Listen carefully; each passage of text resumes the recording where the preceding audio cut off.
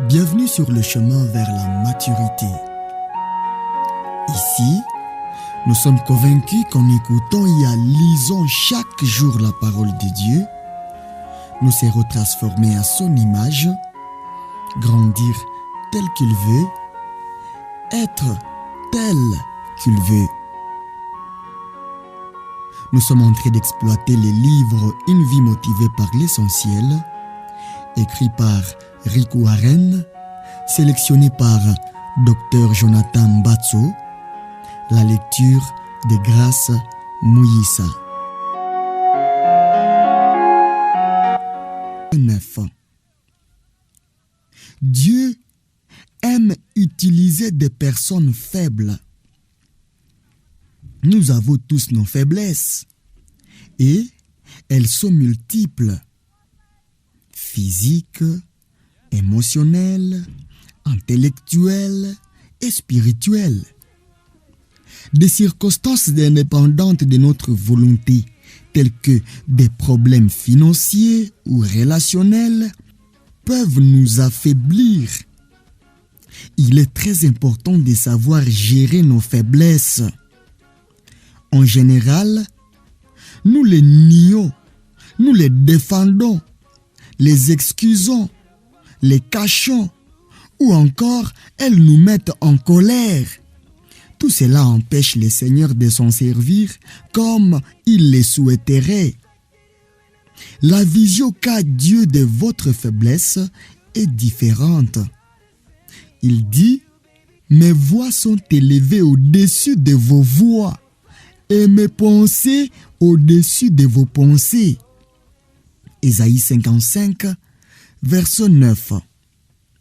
C'est ainsi qu'il fait souvent exactement le contraire de ce que nous voudrions.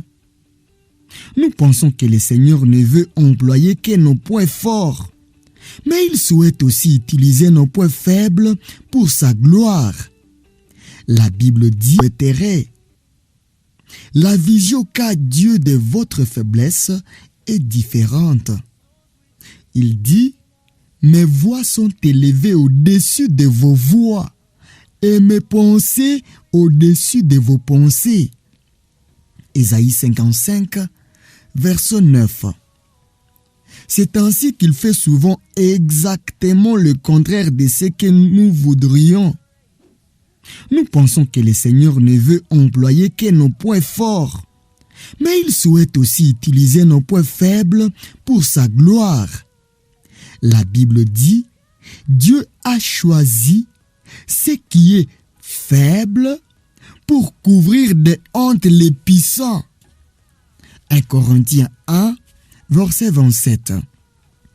Nos faiblesses ne sont pas le fruit du hasard.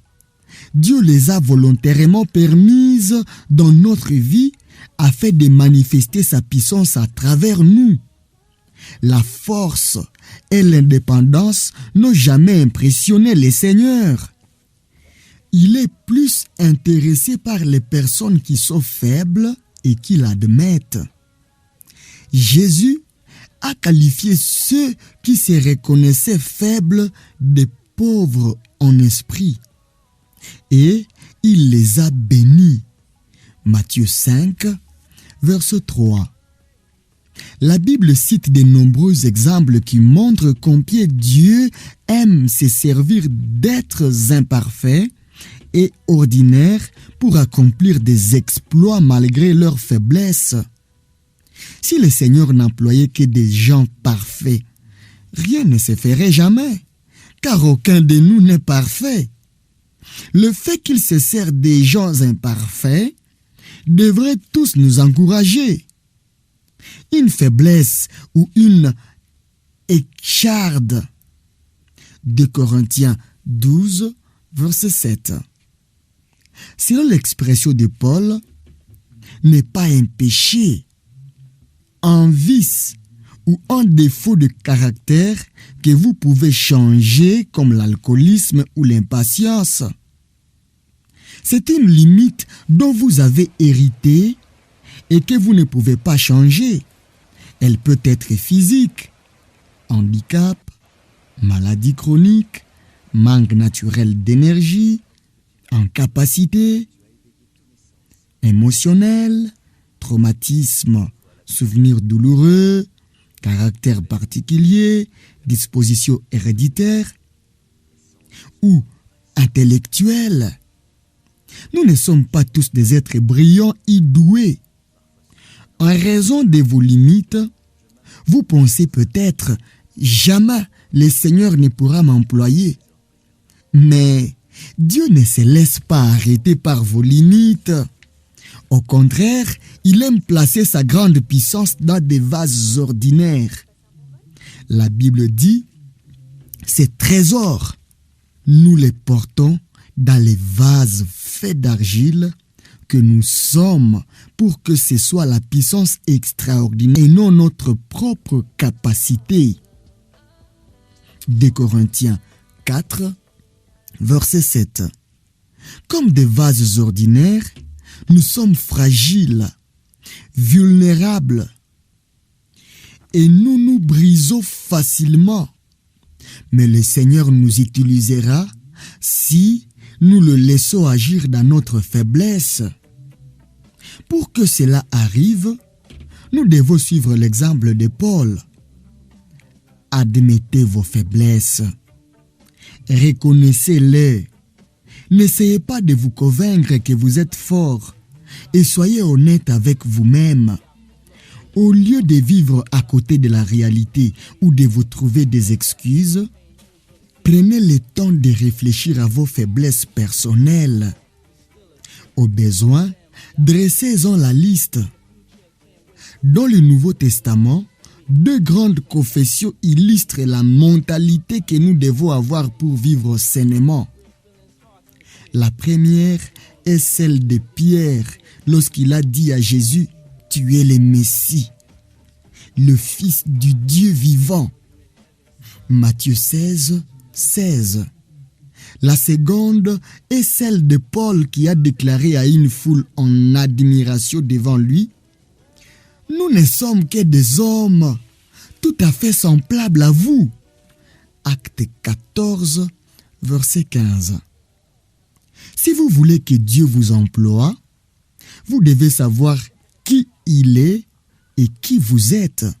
Beaucoup de chrétiens, surtout parmi les dirigeants, oublient cette seconde évidence. Nous ne sommes que des êtres humains. S'il faut que vous passiez par une crise pour l'admettre, Dieu n'hésitera pas à la permettre, car il vous aime. Soyez content de vos faiblesses. Paul déclarait, « Je me montrerai bien plus volontiers fier de mes faiblesses afin que la puissance de Christ repose sur moi. » C'est pourquoi je me plais dans les faiblesses pour Christ. 2 Corinthiens 12, 9 à 10. Cela ne semble avoir aucun sens. Nous aimerions être libérés de nos faiblesses et non nous en réjouir.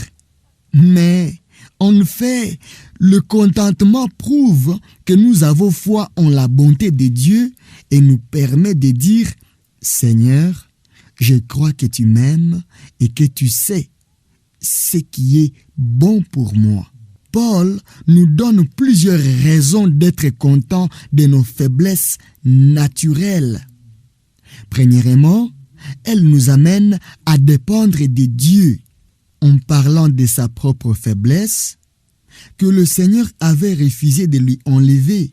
Paul a expliqué « Je me réjouis des faiblesses, car lorsque je suis faible, c'est alors que je suis fort. » 2 Corinthiens 12, verset 10. Quand vous vous sentez tout petit, Dieu vous rappelle que vous devez dépendre de lui.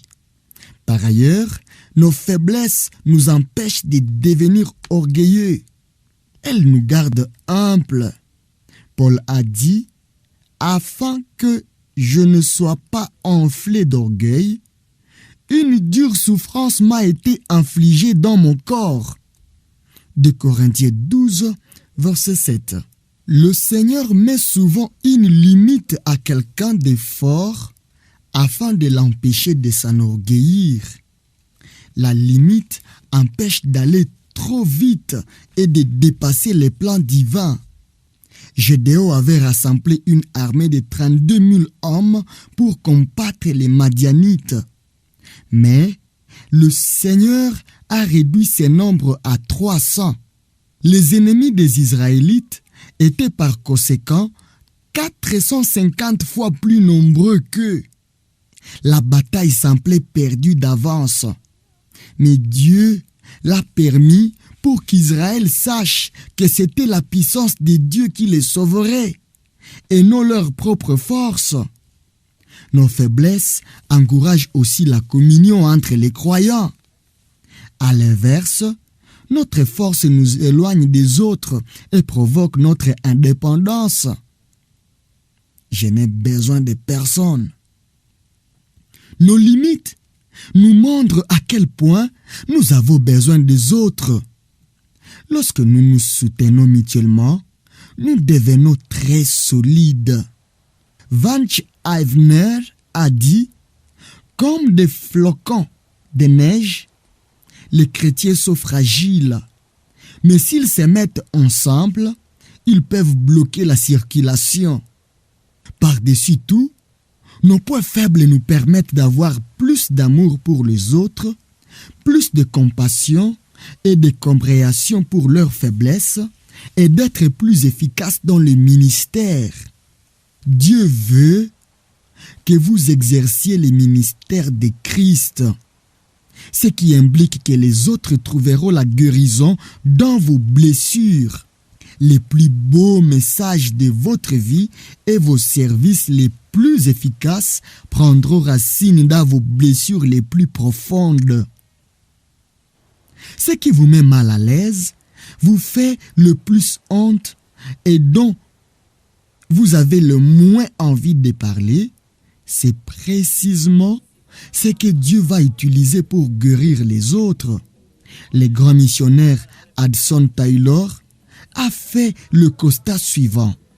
Tous les géants de Dieu étaient des êtres faibles. Le point faible de Moïse était sa colère. Elle l'amena à tuer un Égyptien, à frapper les rochers alors qu'il devait lui parler, et à briser les tables des 10 commandements. Et pourtant, l'Éternel a fait de lui un homme très doux, plus que tous les hommes qui étaient sur la face de la terre. Nombre 12, verset 3. Gédéon était rempli de complexes, mais Dieu l'a transformé en vaillant héros. Juge 6, verset 12.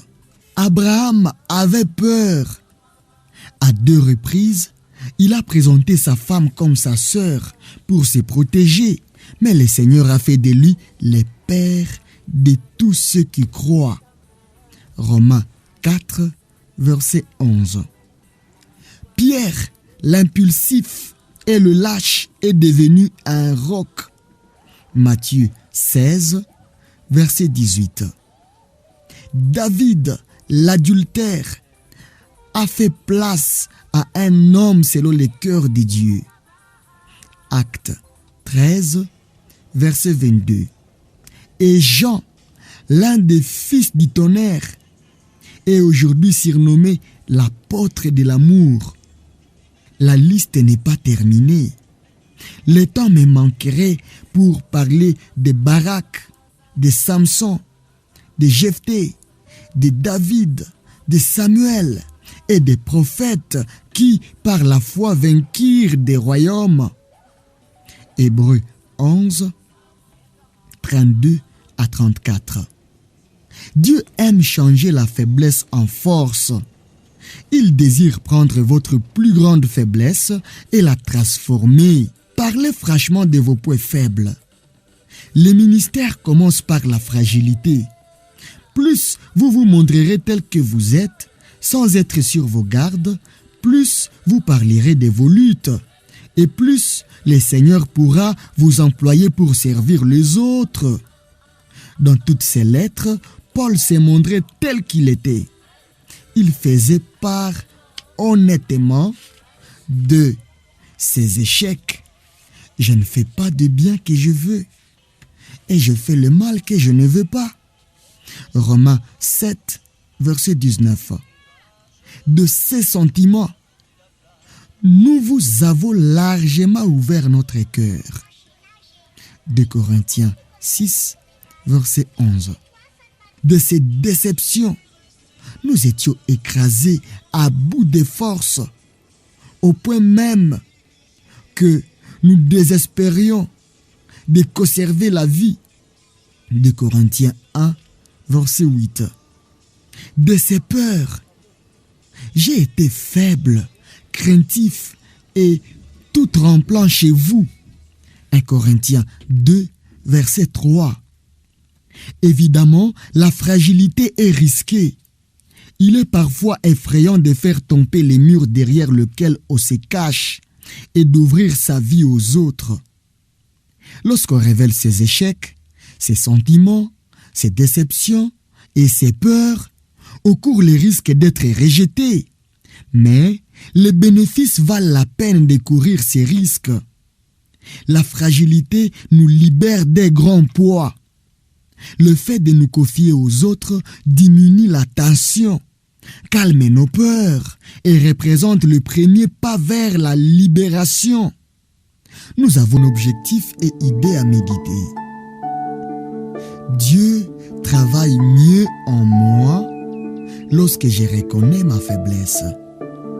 Verset à retenir, ma grâce te suffit, car ma puissance s'accomplit dans la faiblesse. 2 Corinthiens 12, verset 9. Question à me poser. Est-ce que je limite la grâce de Dieu dans ma vie en essayant de cacher mes faiblesses? De que dois-je parler franchement pour aider les autres?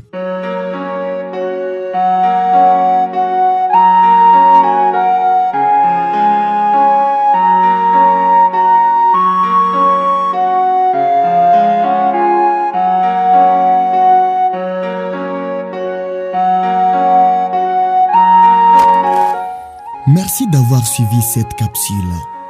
Elle a été tirée du livre Une vie motivée par l'essentiel d'Eric Warren, sélectionné par Dr Jonathan Batso, la lecture de Grace Mouyissa.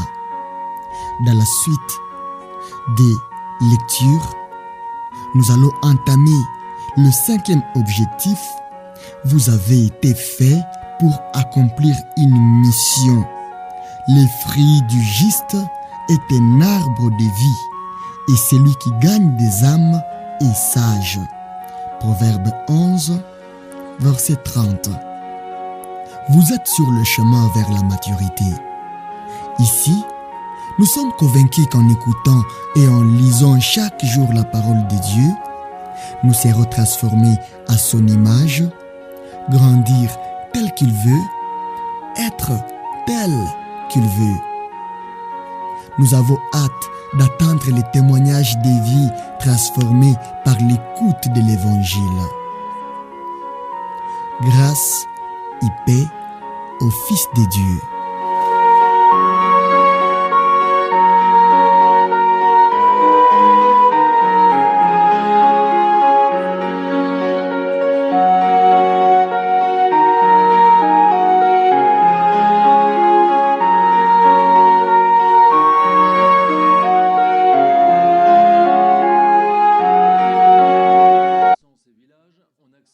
Invincible, prenez conscience que vous bénéficiez de la grâce de Dieu.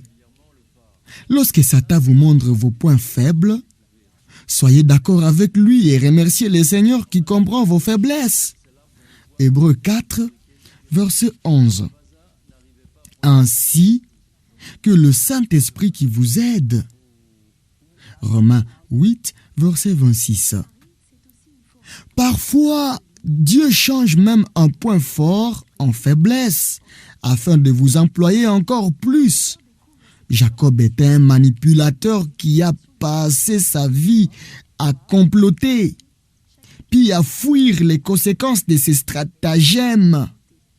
Une nuit, il a lutté avec Dieu Et il s'est écrié: je ne te laisserai pas partir tant que tu ne m'auras pas béni. Le Seigneur a répondu: très bien.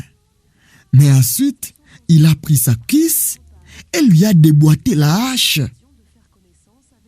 Qu'est-ce que cela signifie? Dieu a touché à sa force. Les muscles de la cuisse est le plus fort du corps et l'a transformé en faiblesse. Dès cet instant, Jacob a boité et n'a plus pu fuir. Cela l'a obligé à s'appuyer sur le Seigneur. Si vous souhaitez que Dieu vous bénisse et vous emploie, vous devez être prêt à boiter pendant le reste de votre vie, car le Seigneur se sert des gens faibles.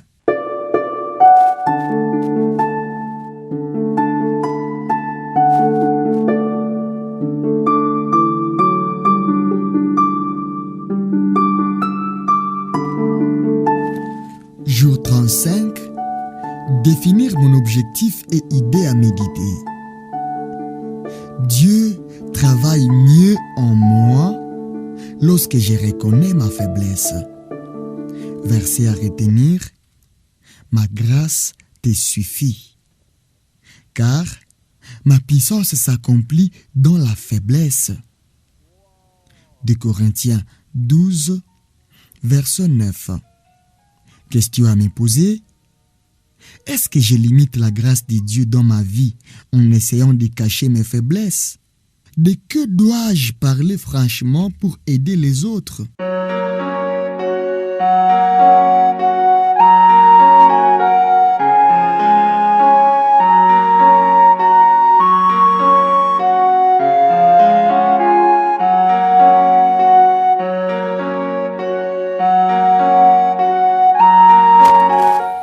Merci d'avoir suivi cette capsule.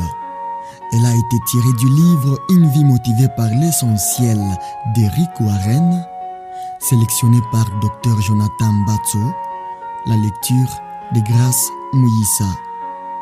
Dans la suite des lectures, nous allons entamer le 5e objectif. Vous avez été fait pour accomplir une mission. Les fruits du juste est un arbre de vie, et celui qui gagne des âmes est sage. Proverbe 11, verset 30. Vous êtes sur le chemin vers la maturité.